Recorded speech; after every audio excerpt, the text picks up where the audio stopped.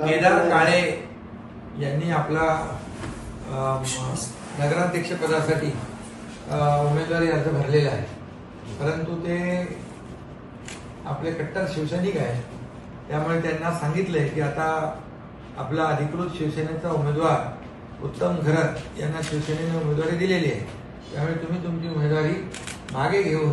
शिवसेनेचा उमेदवार उत्तम घरत याला प्रचंड बहुमताने निवडून आणण्यामध्ये मोठं योगदान, मोठी कामगिरी तुमची आहे आणि त्यामुळे तुम्ही ते करावं आणि तुमची जबाबदारी माझी आहे. तुम्ही फक्त पालघरच्या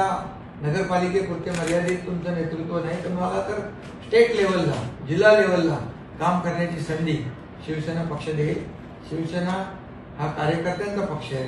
कार्यकर्त्यांचा सन्मान वाढवणारा आहे, त्यामुळे तुम्ही चांगलं काम करणारे कार्यकर्ते आहात, त्यामुळे तुमच्या कामाचं चीज नक्की होईल